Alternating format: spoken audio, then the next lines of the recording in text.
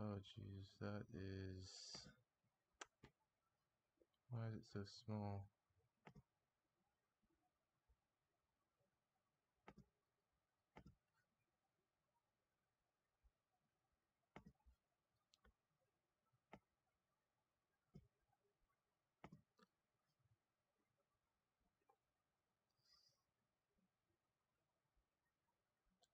Oh my goodness, what, OBS, man.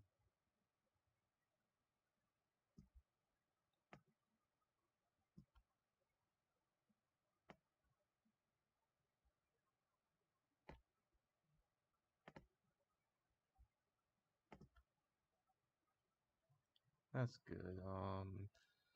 Hello everyone. I am going to... I should have shared this link before I went live. Oh goodness.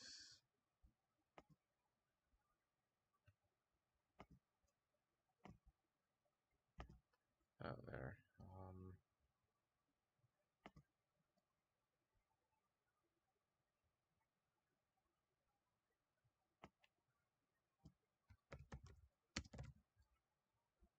Okay. That is out there.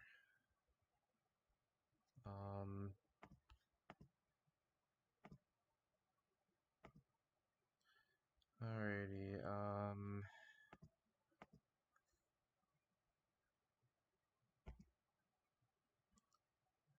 so I think I might as well just get started. Hello, I am Arid the cat. I'm the autistic furry who made a video a few years back, and I have been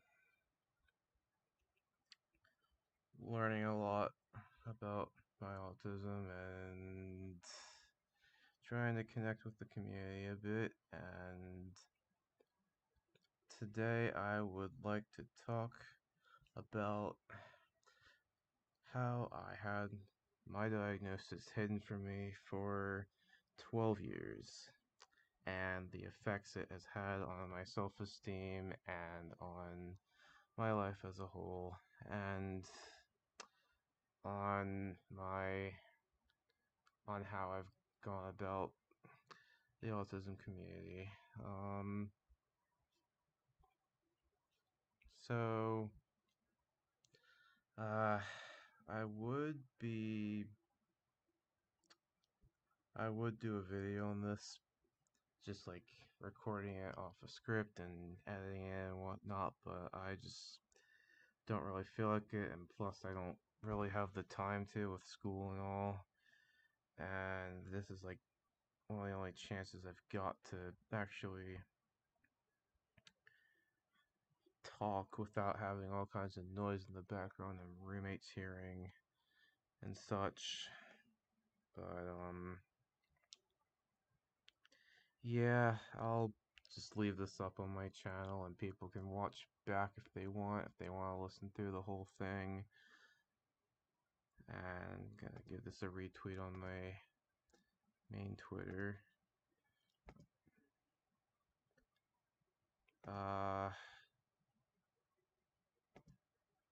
But yeah, while I'm doing that, I might as well go over the tweet that I have showing on the overlay. So, I'm just gonna read it out in full. This was the, oh geez, not on there.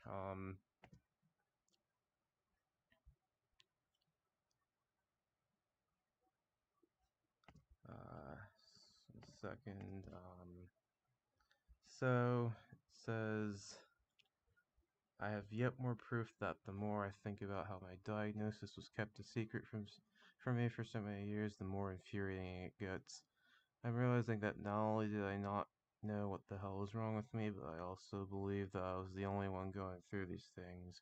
I was made to believe no one else could possibly be this socially inept and this different from their peers felt having little to no verbiage as per my narrow understanding of autism at the time, or otherwise being part of that special needs group who were separated from the rest of the school.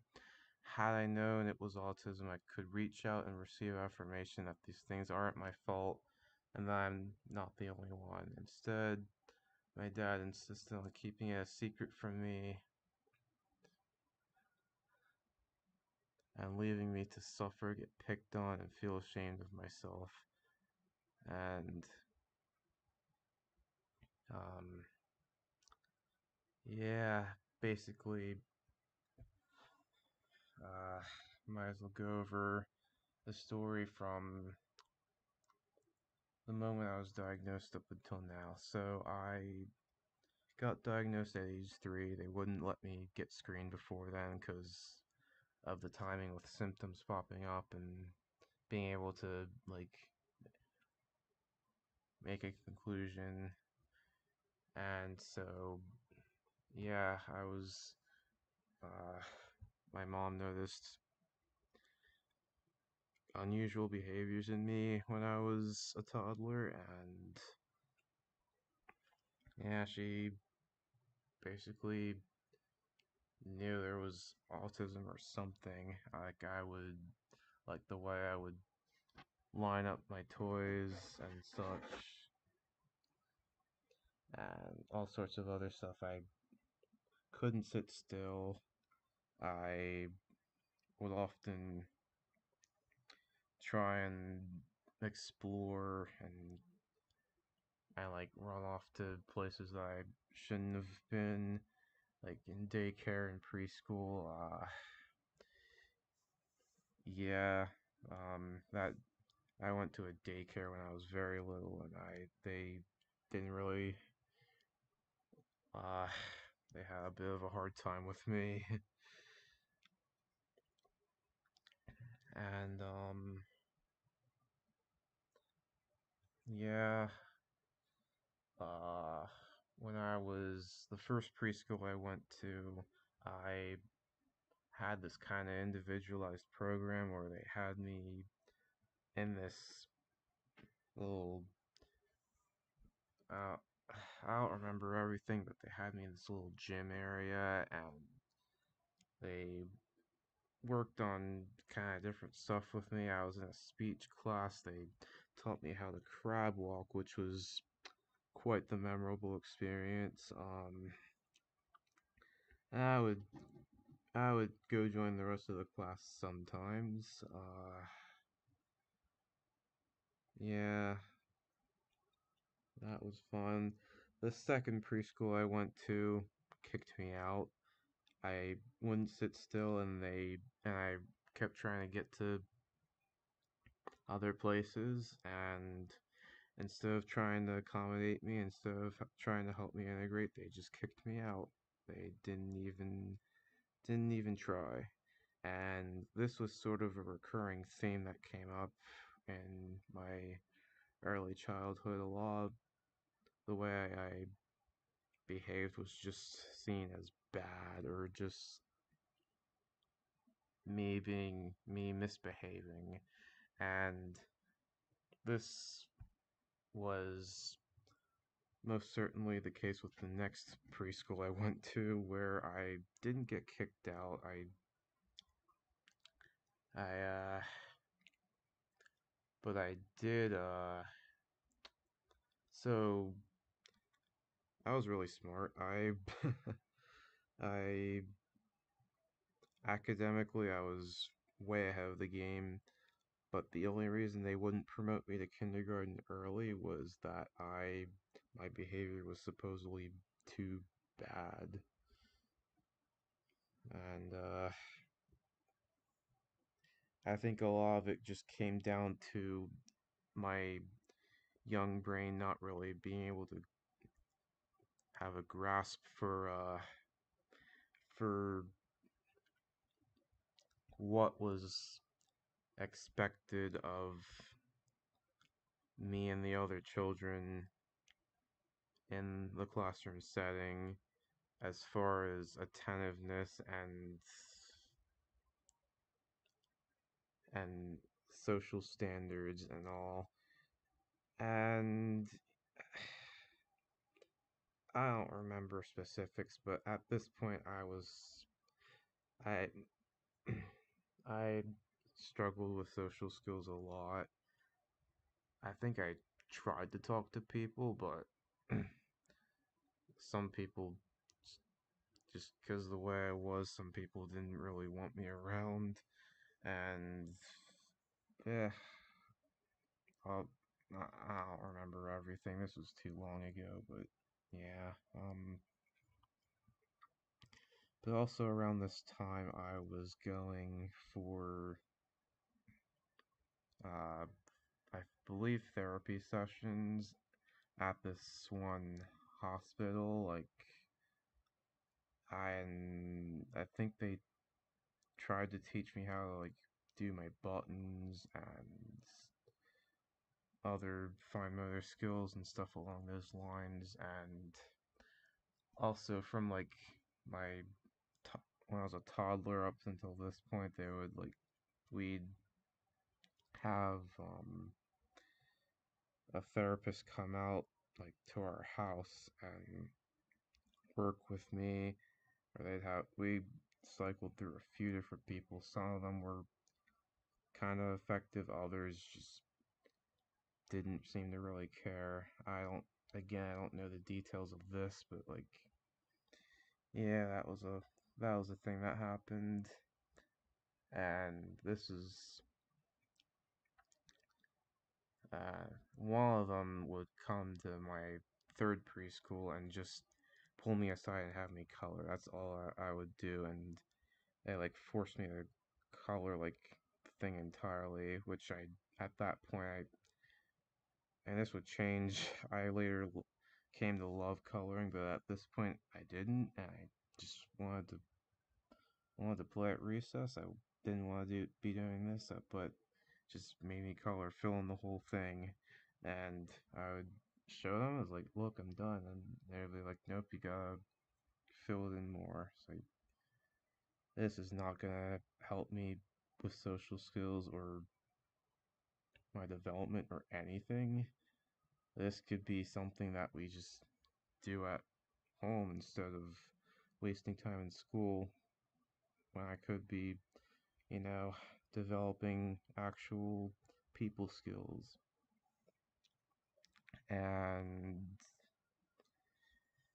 so, yeah, elementary school happens. I am put in a speech class for kindergarten, I think, and for first grade, which I don't really know why I was in those. I wasn't bad with speech. I maybe stuttered a little bit, but like, and I was socially awkward, of course, but I wasn't like, I don't really have a speech impediment. That's not the issue. I don't know, but I didn't have to do that after first grade. Um, Elementary school, I don't really have a whole lot to say about elementary school, aside from that I had no clue how to talk to people. I really didn't have friends. Um, all the while, I still don't know I'm autistic, even though I have the diagnosis. I've never been directly told or directly told in a way that I'd understand. And, like, um,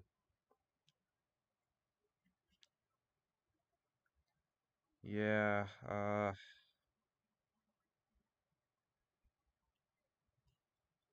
um, so yeah, I don't think I really had any bad mental health issues. I think my mental health was pretty okay for most of my majority of my childhood, certainly my whole time in elementary school. I mean, of course I got sad at times, but it wasn't like depression or anything. I think my brain at the time was just so, I don't know, insensitive in a way to these things. I wasn't bullied much, and if I ever was, it wasn't for like these things of social awkwardness or not having friends, any of that. It was for like other stupid things, and other than that, people just kind of ignored me, which didn't bother me too much because I mean, if I don't know how to talk to people, why should I expect them to bother with me? And I just kind of accepted it for what it was, and that's how it kind of went, at least for the time being. That was until oh boy, eighth grade. This is eighth grade, the absolute tipping point of it all. Absolute tipping point of it all. Uh, at this point, we're not. I don't want to. Again, I don't want to go too much into specifics, but a lot of the way I acted, especially around my one supposed friend, was just very weird, even to my own standards looking back. But we're not going to get into that. What did happen, though, was a series of being very heavily bullied and being uh, going through a lot of sensory mayhem, nothing short of mayhem. Uh, my classmates were just, I couldn't stand being around them. There were teachers that I couldn't stand. There was one that would, uh, one class where, like, I was actually, jazz band. I don't really want to say it by name, but whatever, jazz band. And we, other kids wouldn't shut up and they wouldn't stop playing their instruments just like at any given opportunity, and it just got so out of hand, and the director was forced to actually yell like persistently. It got that bad, and it was just, that was probably the worst sensory experience I have had in my life. I've had bad ones since, but nothing's gonna beat that. And eighth grade, this was also the year I was made to feel like complete dirt for not having friends, for not being able to make friends. I was peer pressured into trying to talk to, at lunch, I was peer pressured into trying to talk to one person that I didn't really know and that I had no interest in, and I had no clue what to say or how I should go about this social situation, and I was way too nervous and I backed out of it, and they made fun of me for it. They really did not care that I had social anxiety. They just thought that something was wrong with me or something, that I couldn't talk to this complete stranger. Not complete stranger, but somebody I just didn't have any interest in, that I knew had like the standards of knew and understood and took advantage of the standards of all the normal kids in school, all the cool kids, all the drama queens, and I just wasn't in for that. And yeah, there was that. I was told straight to my face that I would have a sad life. because I couldn't make friends. And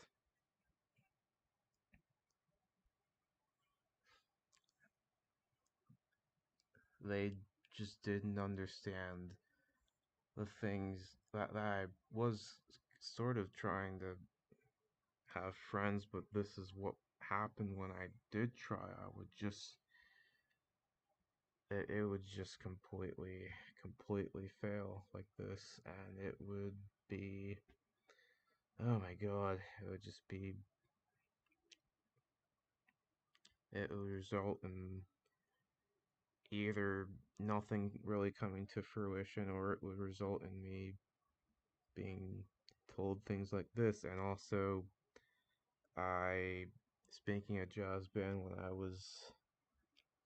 it just got to the point where I was almost crying in rehearsal. I had to basically bite my mouthpiece in order to not burst into tears, and I was directly made fun of for that as well.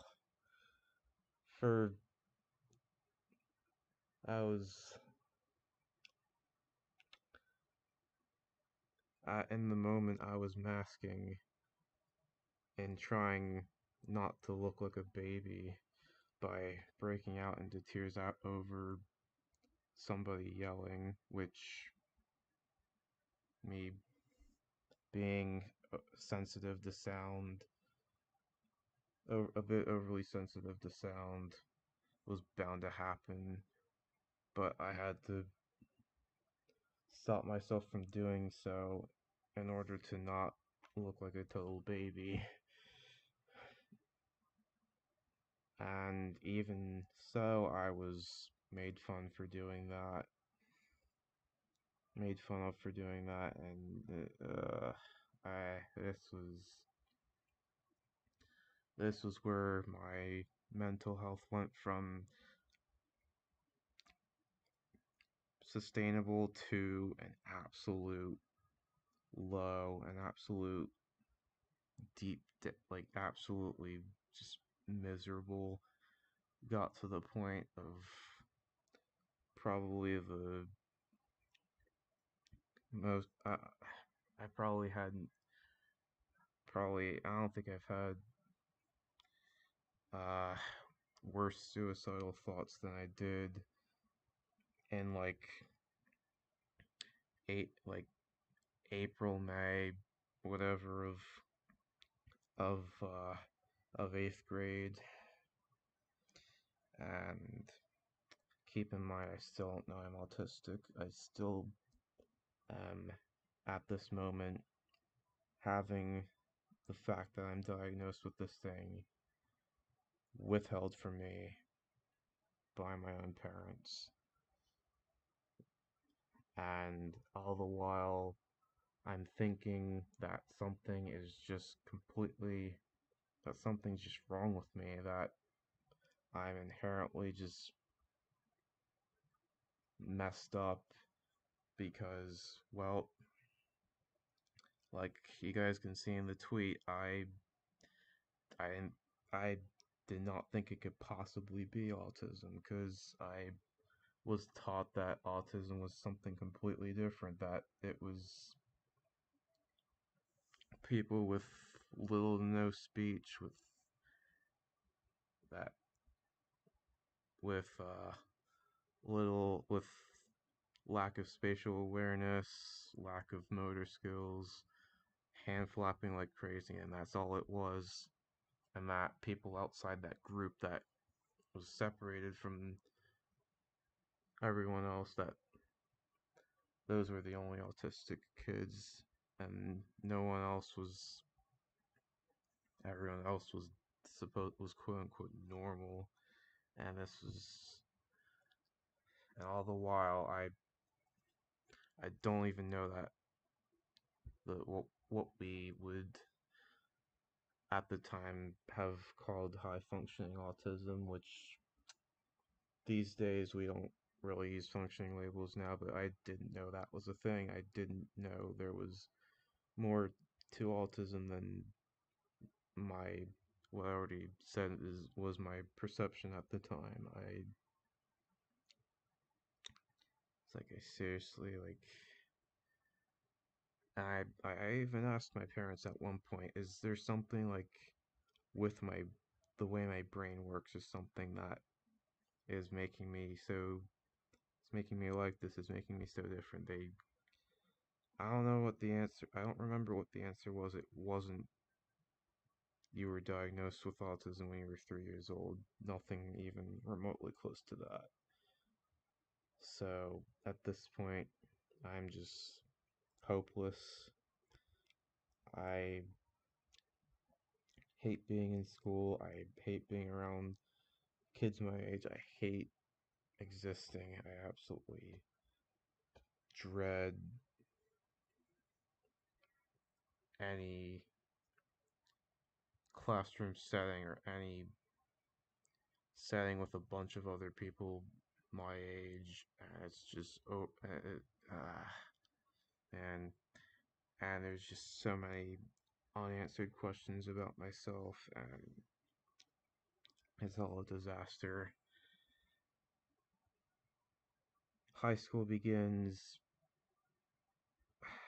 I think things seem okay for the most part in those first 4 months. Then comes winter break of my freshman year of high school.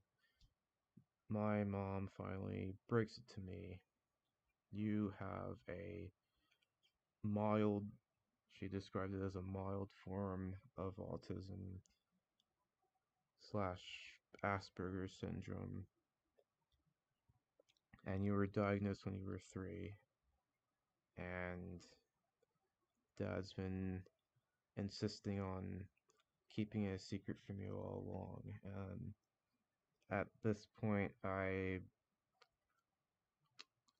mean, I do make a lot of it, but not as much as I have now currently.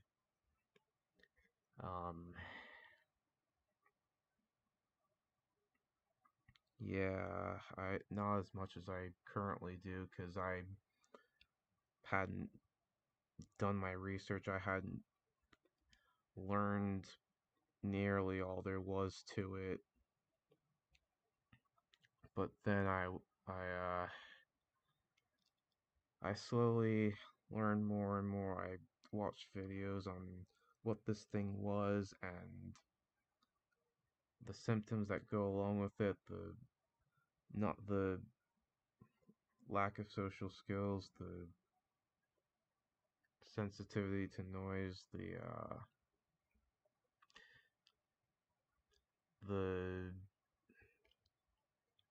playing with toys differently, the not being able to sit still,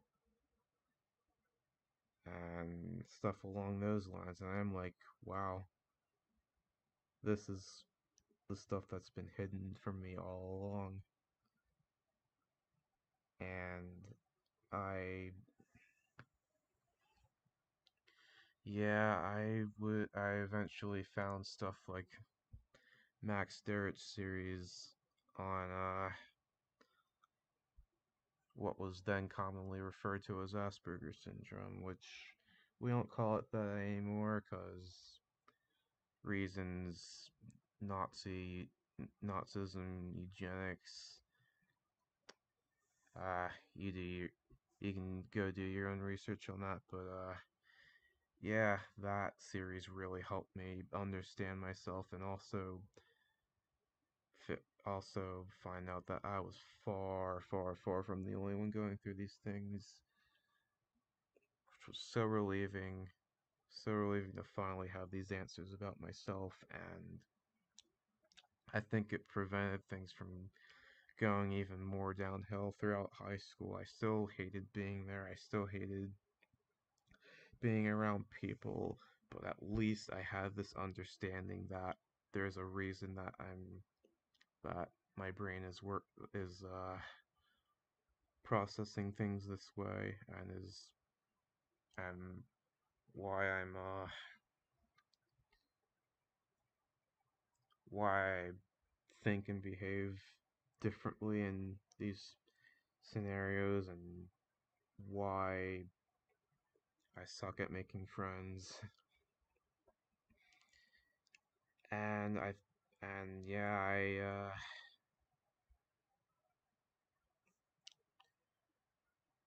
yeah, I watched other people's videos as well, but none really helped me as much as Max's series.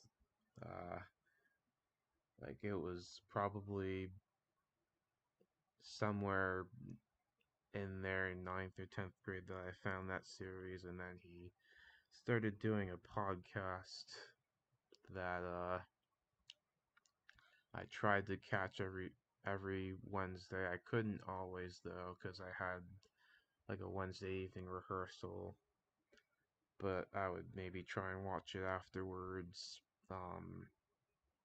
And one of my topics that I suggested actually ended up being uh, the topic that they did one week. And yeah, I talked in the community a bit. I got some help in there. I was able to talk about these things with fellow autistics in there, and that was all nice. But even at that point, I hadn't really. There was still a lot more to learn.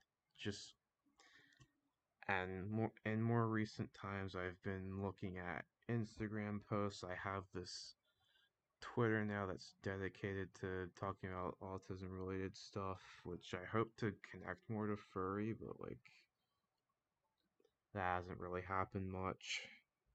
Well, I made that video 3 years back that has 2,000 views now. It wasn't overnight that it got all of those views. It was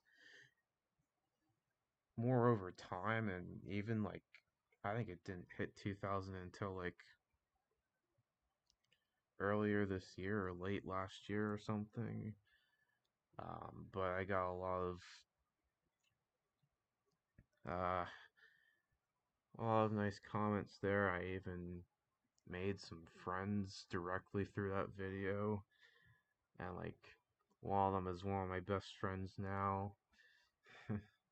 And but anyway, yeah, I more recent times I've been looking at Instagram posts and Twitter, and I have that and like the autism Twitter community and other different autism YouTubers, and it's been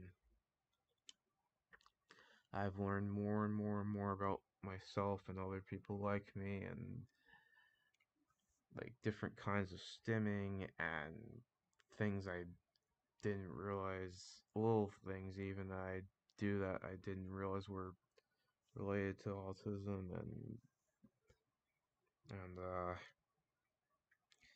yeah, I've had a couple tweets kind of blow up actually, like the one on screen and one I made just today that's got over 700 likes at this point. In fact, let me go and check right now. What are we up to?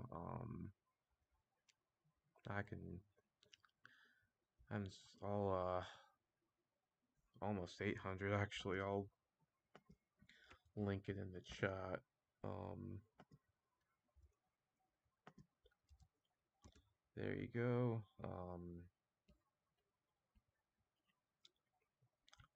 But yeah, the other thing with all this is just the more, like I say in this tweet, the more I look back on the fact that I had this thing hidden from me, this fundamental thing about myself, actively just kept a secret from me for all those years. It's just so frustrating. All that time I could have been learning about myself and seeking resources and being more at peace with myself and the the way I the way I am. Instead, I'm just left to think that something's wrong with me and that I'm just inherently messed up and that I don't know, that just something was so broken about my existence, and like just the way I like my parents knew I had this thing, and still they treated my my me not having any friends as just they tried telling me that it was just a result of me not trying hard enough, and like I at one point I just didn't really know how to talk to people. I didn't know how to make friends. I didn't know how to introduce myself and how to keep things like carrying forward. And later down the road, I kind of knew how to initiate something ish, but it would just come across as kind of awkward, and like all the failures that ensued when I did try to sort of make friends. Um, when I was in middle school, also, I would occasionally sit by myself, but um, which obviously I that took me away from having to deal uh, uh with all the stupid judgmental uh NT kids around, and but whenever I would sit alone, there would be an adult that came up to me, basically almost forcing me to sit with a group, sit with other people, try and make friends, and of course completely that completely failed. Like the other person would be asking all the questions, and I would have short answers, and I wouldn't be able to come up with anything. Like what even am I supposed to talk about that's gonna like sound normal? And like, yeah, but anyway, I'm really glad that I've gotten to the point where I am now. At least I've learned so much about myself and about people like me, and just how everything kind of connects to everything else. How me being autistic, I mean, it's not just the mm, the weird stuff that I talk about in my old video, but also how it all acts as something of not just an escape, but like there's a whole community of people who also have the same sort of escape, that are just so understanding of one another, and we're all so inclusive and so willing to help each other like understand ourselves, that has led to this point. And yeah, I honestly can't think of much else to say, so this is gonna end up on YouTube. I probably not gonna do any editing. I'm probably just gonna leave it up like this, and people can listen through it if they want to. But thinking to end it here, just I don't want to make it too long. I also didn't really feel like writing up a script and recording it and editing it and all the time consumption that would have been. So yeah, I'm gonna just end it here. Thank you for listening, and I hope my story has had some kind of reach towards other people. And yeah, maybe I'll do another one of these sometime soon, or maybe I'll actually record a video. I wanted to do a more modern take on furry and autism, but like I haven't really had the time or the motivation to do so. But maybe eventually. But anyways, good night, y'all. I'll see you. Don't know when. Follow my Twitter and peace out.